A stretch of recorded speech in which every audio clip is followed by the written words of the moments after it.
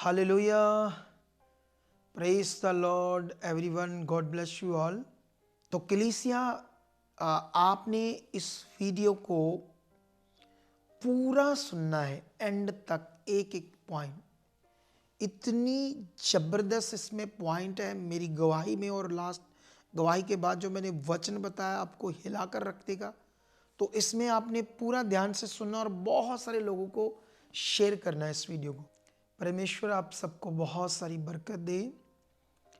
तो आज आपके लिए बहुत पॉइंट की बातों को रखने जा रहा हूँ, आपकी उन्नति के लिए, बरकत के लिए। तो इसलिए आप लोगों ने इस वीडियो को पूरा सुनना है, ध्यान से, बड़ी बरकत मिलेगी। और कई बार क्या होता है, मैं बहुत सारी प्रे में रहता हूँ, बहुत सारा बोलना पड़ता है, तो मेरा गला ना थक जाता है कई बार। तो उसकी वजह से कई बार हम जब वीडियोस बनाते हैं तो लोगों को वॉइस ऐसे लगती है जैसे ख़राब है ना। तो एक प्रचारक की लाइफ परमेश्वर के साथ ऐसे ही होती है, लेकिन मैंने परमेश्वर के आगे रखा है, इन फ्यूचर परमेश्वर से बड़ा बेस्ट कर चुका है। सो आज मैं आपको अपनी टेस्टमनी, गवाही को देने जा रहा हूँ, क्योंकि ट्यूसडे को, आज मॉर्निंग को मैंने अपनी टेस्टमनी को डाला था। जब मैं मंडे लोगों से मिलने आया था तो मैंने लोगों से पूछा था कौन कौन मेरी टेस्टमनी के बारे में जानता है। तो 250-300 लोगों में से 100-150 लोगों को पता था, लेकिन बाकी लोगों को नहीं पता था। तो मैंने चाहा क्यों ना उसे मैं लोगों को बताऊं, और फिर वो गवाही को आज सुबह डाला गया था। लेकिन जब मैंने सुना तो कुछ बातें मुझे लगा कि वो ज़रूरत नहीं थी, तो इसलिए उसे हटा दिया गया। तो अच्छे से आपके लिए ये रिकॉर्ड की गई है हॉली स्पिरिट के द्वारा। तो आपको पहले मैं गवाही बताता हूँ कुछ ही मिनटों में, उसके बाद मैं परमेश्वर के वचन से भी आपसे कुछ बातों को शेयर करूँगा। तो इसलिए आप लोग ध्यान से सुनो, ठीक है। तो मैं बताना चाहता हूँ कि मैं सिख फैमिली से हूँ। एक दिन है ना, जैसे मेरे ऊपर ब्लैक मैजिक हुआ, और जब ब्लैक मैजिक हुआ तो उससे पहले ही मैं यीशु मसीह से नफ़रत करता था। एक नफ़रत नॉर्मल होती है, मैं बहुत ज़्यादा करता था। इतनी ज़्यादा कि मेरे सामने अगर कोई यीशु मसीह की बातें करता है तो मुझे इतना गुस्सा आ जाता था कि उसके मुंह पर थप्पड़ मार दूं कि ये यीशु की बातें क्यों करता है। लेकिन ये मेरे अंदर इतनी नफ़रत क्यों थी ये तो मुझे पता नहीं था।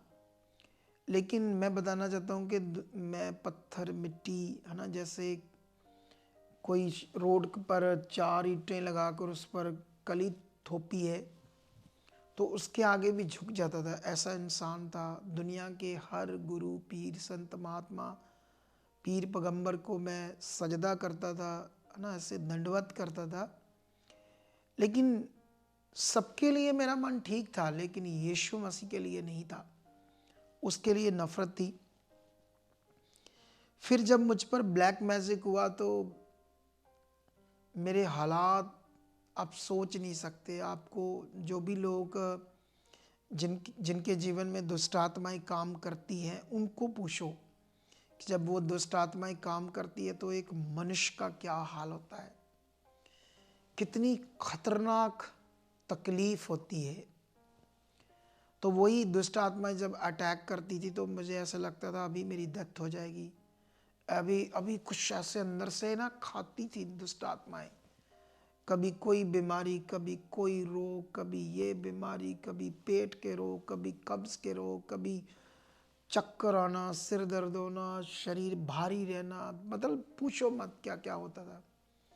मुझे याद है, मैं जैसे रात को सो जाता था ना, मजबूरी से काम भी करना पड़ता था हालातों में भी।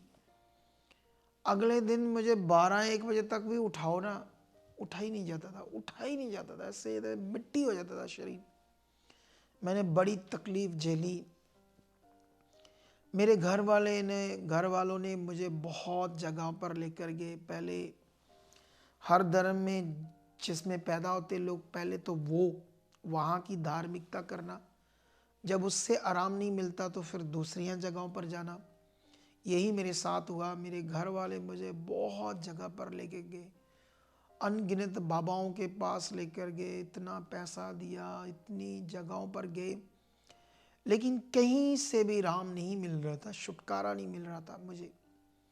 दिन ब दिन मेरे हालात भी ख़राब हो रहे थे, घर का नुकसान हो रहा था, पैसे का, चीज़ों का, मेरी बॉडी का, मेरी लाइफ का डिस्टर्बेंस, सब कुछ आगे पीछे था। और पूछो मत क्या हालात थे, सब कुछ उजड़ रहा था ना घर घर में।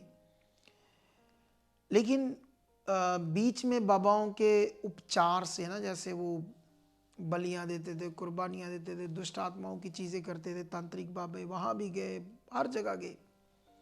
कभी कभी किसी बाबे से 2 महीने, 3 महीने, 4 महीने कुछ आराम आ जाता था। ऐसे मेरी ज़िंदगी चल रही थी। और एक दिन आ, एक लड़की मुझे मिली, और जब मुझे मिली तो मैं भी काम करता था, वो भी काम कर रही थी।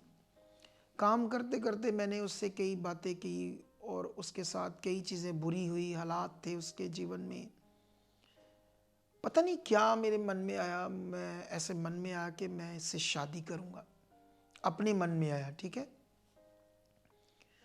तो वो थी खुदा की दासी आज, जिससे मेरी शादी हुई। वो मुझसे 10 साल बड़ी थी, है ना। जैसे अभी कई लोग जब सोशल मीडिया पर हमें देखते होंगे तो ऐसे सोचते होंगे भी खुदा की दासी थोड़ी बड़ी लगती है। तो वो इसी का कारण था, क्योंकि चाहे मैं परमेश्वर में नहीं था, यीशु से नफरत करता था, लेकिन इंसानों के प्रति मेरा मन बहुत अच्छा था उस टाइम भी। इसीलिए शायद मैं, शैतान मुझे मार नहीं पाया, नहीं तो मैं मर जाता, जितने हालात थे। तो खुदा की दासी से जब मेरी शादी होगी तो मैंने बड़ी खुशी से शादी की, लेकिन मेरे घर वाले नहीं मान रहे थे उससे शादी करने को। कई कुछ हुआ, लेकिन हो गई शादी। क्योंकि मैं घर का एक लायक बच्चा था, वो झुक गए, मेरे परिवार वाले, उन्हें करनी ही पड़ी। उसका रीज़न ये नहीं था कि मैं संसारिक जैसे लड़के लड़कियां होते उस सोच से शादी की। ये बड़ा एक अच्छा विषय था, इसलिए मैंने की थी। और फिर मेरे एक बेटा हुआ वीरेंद्र, अब जो वर्शिपर है, खुदा का बहुत अच्छा आराधक है। जो अटैक्स मेरे ऊपर आते थे उस पर आने लगे। अब मैं तो बड़ी तकलीफ में था, हमेशा से डर लगा रहता था मेरे अंदर, पता नहीं क्या होगा, क्या होगा, क्या होगा। जब वीरेंद्र पर अटैक आने लगे, उससे फिट्स पड़ने लगे, उसके मुंह से फेन आता था, झाग आता था, उसको फीवर 104, 5 तक चला जाता था। डॉक्टर बोलता था ये छोटा बच्चा, इसके लिए सीरियस है। तो क्योंकि वो भी दुष्ट आत्मा से था, अटैक हो गया इस पर भी। मैं बड़ा डर गया, बड़ा मैं उसको इधर उधर लेकर जाता था डॉक्टरों के पास, धागे डलवाता था। मुझे पता ही कुछ नहीं था संसार में परमेश्वर कौन है, सच्चाई क्या है। इतनी तकलीफ थी मेरी कि मैं आपको बता नहीं सकता। इतना मैं एक फटअप सा, एक अजीब सा, मुझे ऐसे लगता था जैसे ना दुनिया में मैं तो हूँ लेकिन जिंदा लाश, ऐसे फील होता था दुष्ट आत्माओं से। लेकिन उन दिनों में हालात थे, काम धंधा भी करना था, कैसे भी करके मैं काम भी करता था, मुश्किल में भी। मैं छोटा मोटा ठेकेदार था। मुझे एक काम मिला अमृतसर से दूसरी सिटी में। और उन दिनों में मेरे घर वाले ने, जो मेरी शादी हुई थी, तो उनकी इच्छा नहीं थी कि मैं इससे शादी करूं जो अब खुदा की दासी है। लेकिन उनसे ना मेरे घर वालों की जो मैचिंग होती है, प्यार होता है, मेल मिलाप होता है, वो अच्छा बना नहीं।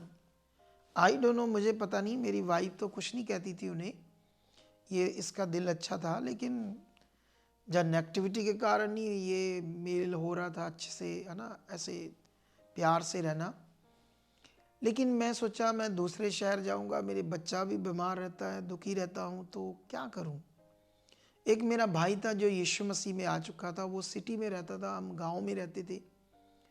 तो मैंने सोचा क्यों ना मैं इसे वहाँ छोड़ देता हूँ। अगर कोई हालात होगा, बीमार होगा, तो सिटी में होंगे तो जल्दी डॉक्टर के पास लेकर जाएंगे। तो आ, मैं उन्हें छोड़कर चला गया दूसरे शहर। उन दिनों में मोबाइल नहीं होते थे, ये 2002 की बात है। तो मुझे याद है कि थोड़े दिनों 2-4 दिन के बाद मेरी वाइफ का फ़ोन आया कि वीरेंद्र बहुत बीमार है, उसको फिट्स पड़ रहे, उसका फीवर बड़ा बढ़ गया है, मैं डर रही हूँ, मुझे डर लग रहा है। और जब ये बातें मुझे बता रही तो मुझे भी वहाँ डर सा लग रहा था। तो उसने उसको ना मेरा भाई और भाभी यीशु मसीह के बारे में बताने लगे कुछ कुछ, क्योंकि वो जा रहे थे जिन्हें मैं गालियाँ देता था। और मुझे याद है कि मेरी वाइफ ने जब कहा मुझे कि मैं वीरेंद्र के ऊपर प्रार्थना करवा लूँ, मुझे इतना गुस्सा आया कि मैंने उसे बहुत सारी ऊंची नीची बातें बोली, जबकि मैं उससे बड़ा प्यार करता था, मैं बड़ा खुश रहता था अपनी वाइफ से। लेकिन उस दिन मैंने बड़ी ऊंची नीची बातें बोली, से डांटा, फालतू बातें बोली। फिर उसने फ़ोन काट दिया। मोबाइल तो था नहीं, दोबारा बात होनी, पीसीओ से बात होती थी। फिर मैं भी डर रहा था उधर। लेकिन फिर 2-4 दिन बीते, फिर मुझे कॉल आई कि उसके हालात फिर ख़राब हैं। उसने फिर मुझसे कहा कि मैं प्रे करवाऊं, प्रे करवा सकती हूं अगर आप मुझे बोलो तो।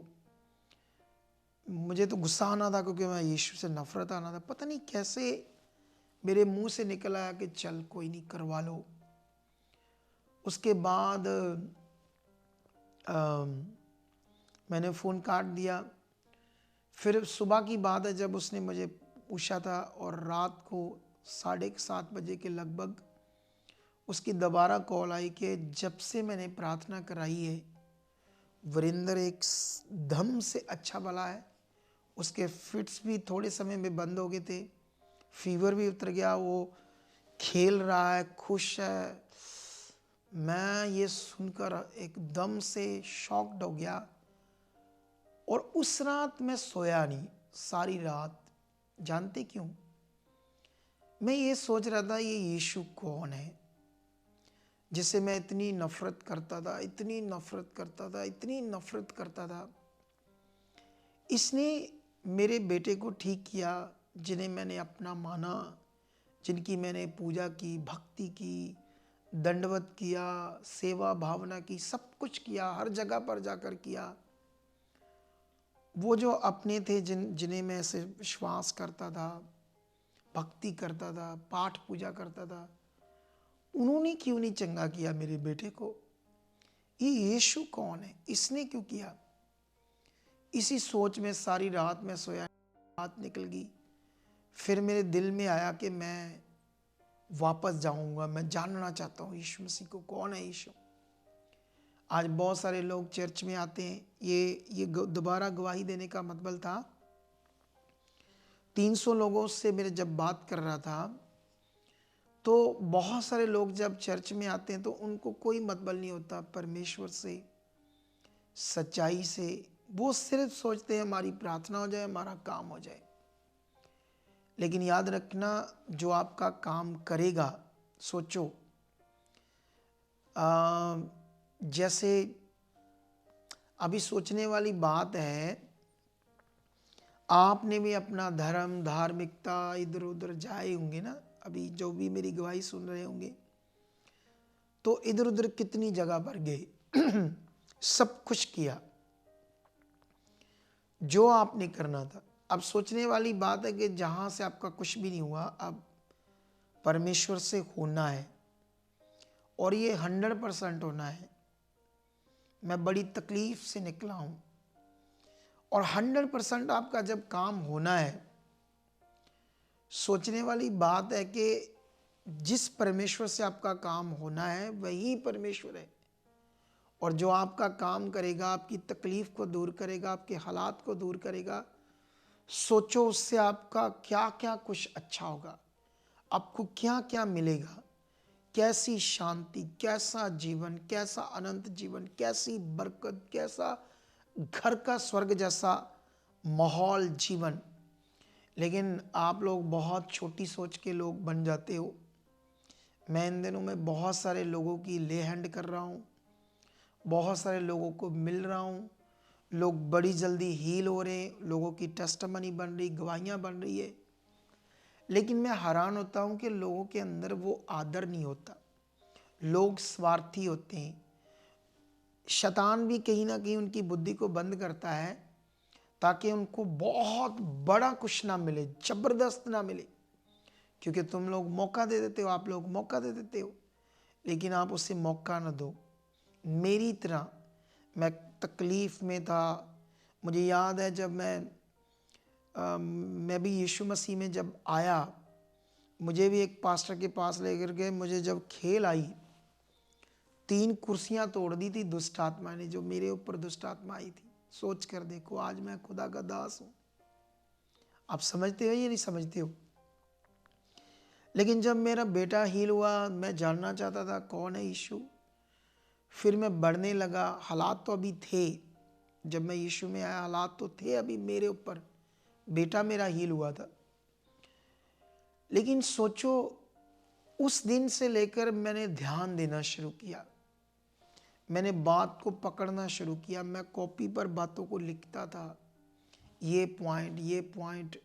मैंने कई सारे क्वेश्चन किए उन दिनों में पास्टर्स को। मेरे कई लोग आंसर नहीं देते थे। अगर आप हमारी मिनिस्ट्री में आओगे, इतने भेद, इतना ज्ञान खुदा ने प्रकट किया कि आपकी हर बात का मैं आंसर जो बाइबल से देने वाला होगा बाइबल से दूंगा, जो आत्मिक रूप से, जो बाइबल में भी नहीं लिखा लेकिन आत्मिक रूप से समझाने वाले एग्जाम्पल से देना होगा, या और भी कई ज्ञान से आपको समझाना होगा, तब भी मैं दे सकता हूँ। लेकिन उन दिनों में मैंने एक काम देखकर परमेश्वर पर अपना ध्यान दिया। हालात बड़े थे, फाइनेंशियल बड़े हालात आ गए थे मेरी बीमारी के कारण। लेकिन जैसे मैं चर्च में जाने लगा, मैं विश्वास बनाकर चलने लगा। रेगुलरी हर मीटिंग। फिर मुझे वहाँ पास्टर के प्रचार से पता लगा 20 बोना, अपनी कमाई का 10वां हिस्सा निकालना। मैं 10वें हिस्से से भी बढ़कर बोता था। मैं चर्च में लंगर लगाना, कोई भी प्रोग्राम होना, सबसे आगे रहता था, कोई भी कुछ भी काम हो। इसीलिए खुदावंद ने मुझे दिनों में इतनी बरकत दी, इतनी आशीष दी। कहाँ मैं साइकिलों से चल रहा था, जब मैं यीशु में आया साइकिल से हालात थे। फिर बाइक पर आया, हालात अच्छे होने लगे, पैसा आने लगा, बरकत आने लगी, बीमारियां चलेगी, मेरा बेटा हील हो गया, मैं हील हो गया। फिर उसके बाद मुझे याद है, मैंने 2006 में नई गाड़ी एजेंसी से निकवाली, सेंट्रो। उन दिनों में 2006 में जिसके पास सेंट्रो होती थी, लैंडलॉर्ड मानते थे, बड़ा आदमी मानते थे। मैंने निकवाली थी। इतनी बरकत आई क्योंकि मैंने परमेश्वर को पकड़ लिया था। मैंने एक लक्ष्य बना लिया था परमेश्वर के साथ चलना। 2006 तक मुझे बहुत ज़्यादा ज्ञान नहीं था, लेकिन मेरी पकड़ ये थी कि मैंने पक्का मन कर लिया था परमेश्वर के ऊपर। मैं इधर उधर की बातें नहीं सुनता था। मैं बस चर्च जाना, प्रे में रहना, कुछ बातों को जितनी मुझे समझ आई प्रैक्टिकल करते रहना, आगे बढ़ते रहना, परमेश्वर को पहला स्थान देना। सोचो, इसीलिए मैं आज कहाँ था, कितना डाउन था, कितना हालात थे। जैसे वचन में लिखा ना, परमेश्वर ने कहा कि मैं तुम्हें पूछ नहीं सिर ठहराऊंगा। और परमेश्वर ने कहा ना, मैं तुम्हें सब जातियों से श्रेष्ठ करूंगा। परमेश्वर ने हमें ऊंचा करने की बात की। आज मैं उसका गवाह हूँ कि उसने मुझे ऊंचा किया है। ये वीडियो मेरे घर में बन रही है। एक मैं कॉलोनी में हूँ। इस कॉलोनी में भी अच्छे लोग जानते हैं मैं कौन हूँ, ऐसे सलूट करते। अब परमेश्वर ने ऊंचा किया। एक दिन मेरा विरोध करते थे यहाँ पर, जब मैंने शुरू में संगति स्टार्ट की थी अपने घर में। लेकिन ये सारी गवाही को देने के बाद मैं आज एक बड़े पॉइंट पर आना चाहता हूँ। देखो, क्योंकि बाइबल में सब कुछ परमेश्वर ने हमें बता दिया है, क्या होगा, कैसे भला होगा, कैसे अनंत जीवन आएगा, कैसे तुम्हारे घर परिवार ब्लेस रहेंगे। इसलिए तुम्हें ध्यान देना पड़ेगा। घर में एक दो मेंबर जो भी पकड़ रहे हैं बात को, वो अच्छे से परमेश्वर की बात को पकड़ते जाओ और बढ़ते जाओ। बाइबल में परमेश्वर ने हमें बता दिया है कि तुम्हारा युद्ध है शैतान से, लहू और मांस से नहीं। हमारी किसी लड़ाई इंसान से, धर्म जात पात से नहीं है, शैतान से, उसकी सेना से। और ये युद्ध एक आत्मिक युद्ध है। ये युद्ध मन के अंदर होगा, हमारे मन के अंदर। जैसे मान लो आप चर्च आते हो, आप लोगों के काम देख रहे हो या आपका काम हुआ है, क्या आप एक काम लेकर बैठ जाना चाहते हो?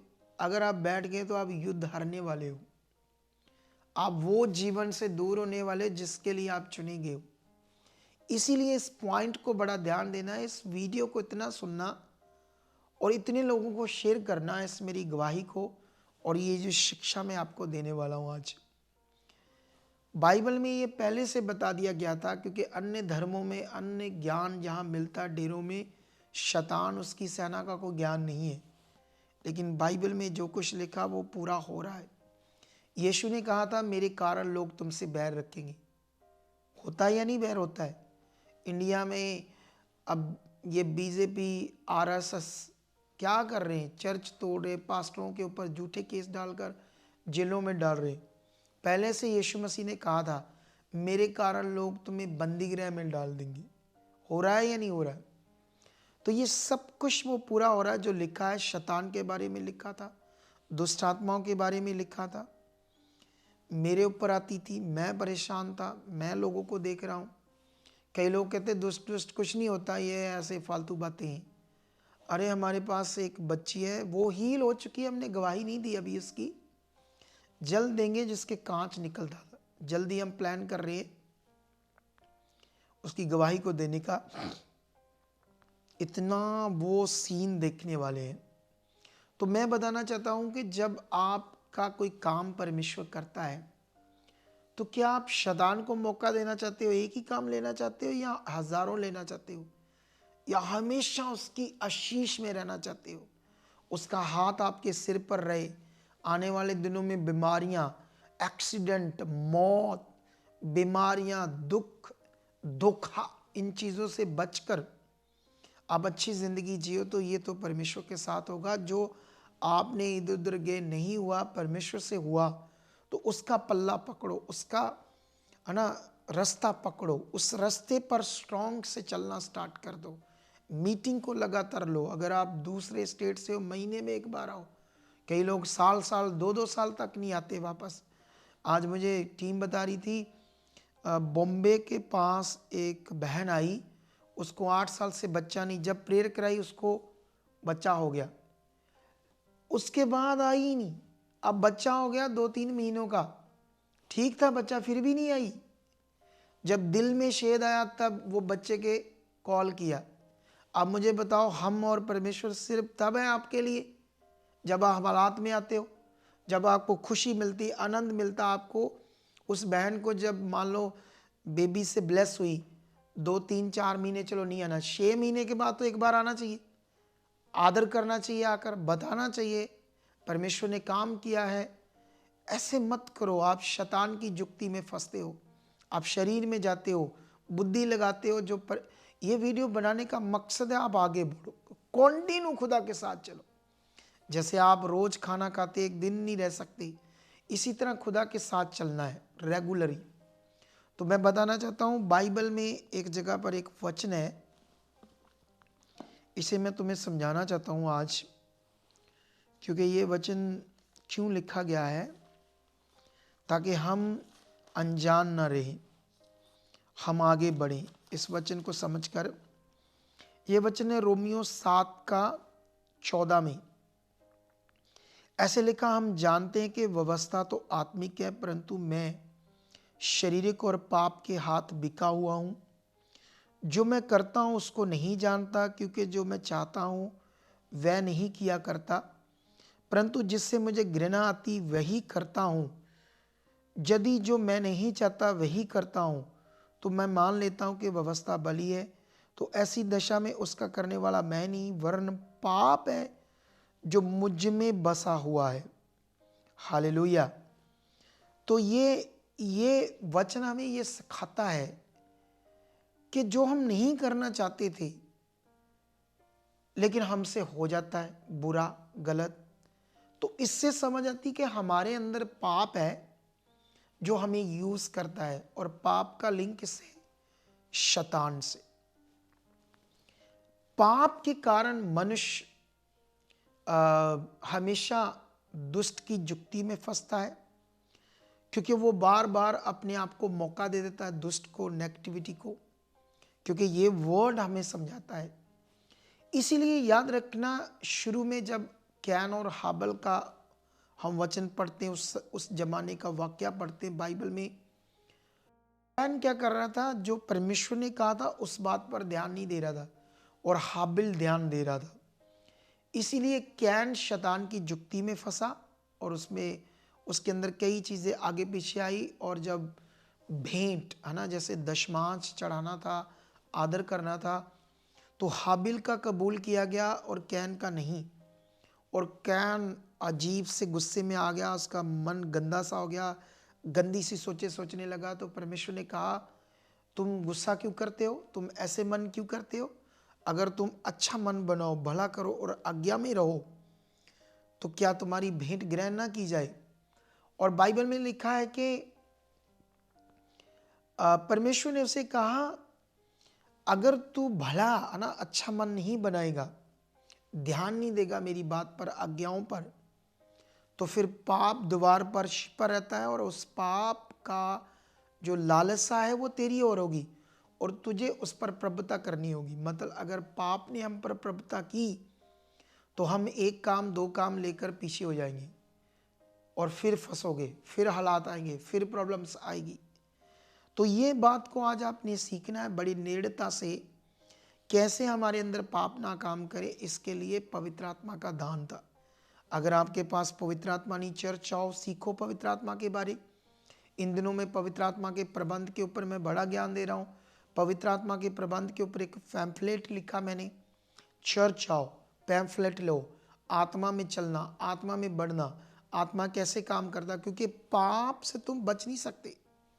एक ही तुम्हें बचा सकता हो, वो है पवित्र आत्मा, जब तुम में काम करेगा। इसीलिए वचन में लिखा था कि जितने परमेश्वर के आत्मा के चलाए चलते हैं वही परमेश्वर के बेटे बेटियां हैं। बिना आत्मा से तुम जीवन जियोगे तो वो शरीर से कुछ टाइम तो आप ध्यान रख सकते हो, शरीर में समझकर अपनी बुद्धि से, परमेश्वर ने ऐसा कहा वैसा कहा, ये वचन ध्यान रखोगे, लेकिन शरीर आपका आत्मिक चीज़ नहीं कर सकता ज़्यादा देर, कुछ पार्ट कुछ टाइम तक कर सकता है, फिर वो निष्फल, मतलब वो क्या कहते हैं, वो नहीं करेगा, शरीर कंटिन्यू कर नहीं सकता आत्मिक चीज़। हॉली स्पिरिट की अगुवाई से हम कंटिन्यू आत्मा के साथ चल सकते हैं, आत्मिक चीज़ कर सकते हैं। तो इसीलिए बहुत सारे लोग फंसे रहते हैं, और हमारे क्रिश्चियनिटी के अंदर शिक्षाएं भी कुछ ऐसी वैसी खड़ी हो रही है, क्योंकि अंत के दिनों में लिखा था बहुत कुछ होगा, कोई कुछ कर रहा है, कोई कुछ कह रहा है, और इवन के लोगों को बहुत सारा मटीरियलिस्ट चीज़ें दी जाती है, यूज़ करो। जब पवित्र आत्मा का प्रबंध है, जब हमारा सहायक है, तो मटेरियल क्या करेगा? कुछ भी नहीं। लोग हमारे पास आते हैं दुखी परेशान हैं। तो इसलिए पवित्र आत्मा के प्रबंध को आप लोगों ने समझना है। तो ये टीचिंग का मतलब क्या, आप, क्योंकि जब आप शरीर में रहोगे तो आपकी बुद्धि बंद कर देगा शैतान, आपको पता भी नहीं लगेगा, आपका मन भी नहीं करेगा आने का, आपको अजीब सा कर देगा। ऐसे ही होता है बहुत सारे लोगों के साथ। लेकिन इस वीडियो के बाद, इस वीडियो को बड़ी बार सुनना, काफ़ी बार सुनना, औरों को भी समझाना कि ये वीडियो सुनो, इस वीडियो पर ध्यान दो। मैं दावे से कहता हूँ, जो टीचिंग्स खुदा मेरे द्वारा देता है, तो ये जो पार्ट बुधवार आपको मिला है, तो मैं आपको सैटरडे के लिए सेकंड पार्ट बनाकर दूंगा, प्रैक्टिकल कैसे करना है। जब भी आपका अच्छा मन ना हो, जब आपके प्रार्थना करने का मन ना हो, आप अजीब सी एक नेगेटिविटी में फंसे हो, तब क्या करना है, ये सेकंड पार्ट मैं इस वीडियो का बुधवार को बनाकर डालूंगा। आज सैटरडे है, आने वाले बुधवार के लिए, तो रेडी हो जाना उस पार्ट के लिए भी। तुम्हें उसमें तगड़ा ज्ञान दूंगा, जिससे आप शैतान के प्रभाव को खत्म करके आत्मा में आ सकोगे। एक ऐसा प्रैक्टिकल, ये मन की चीज़ है, शरीर पर मटेरियल ऑयल ये ऐसी चीज़ नहीं है, ये कपड़ा, ये एक मन का प्रैक्टिकल है जो बाइबल का बेस है, तगड़ा एक बिलीवर का हमारे लिए, जिससे हमारा जीवन बेस्ट होना, अच्छा होना है। सो वीडियो मुझे लगता है लंबी हो रही है, तो इसलिए मैं और आगे नहीं जाना चाहता। इस पॉइंट्स को आपने ध्यान में रखना है। खुदा आपके साथ है। इन दिनों में जो प्रोफेसी है कि इसी साल मिनिस्ट्री डबल होने वाली है, बहुत रिजल्ट आ रहे हैं। आप भी अपना ध्यान दो। मीटिंग अगर आप दूसरे स्टेट में हो, वीरवार संडे मत छोड़ो। अगर आप ऑनलाइन देखो, अगर आप पंजाब में हो, पंजाब के बॉर्डर में, तो 15 दिन में आओ। अगर आप 100 किलोमीटर के आसपास लोग हो तो हर हफ्ते में एक बार आओ। अगर बहुत नज़दीक हो तो और आओ, ज़्यादा आओ, ध्यान दो, अलग टाइम आओ, क्योंकि इसी से तुम आगे बढ़ोगे और तुम्हारा मन परमेश्वर के साथ बना रहेगा।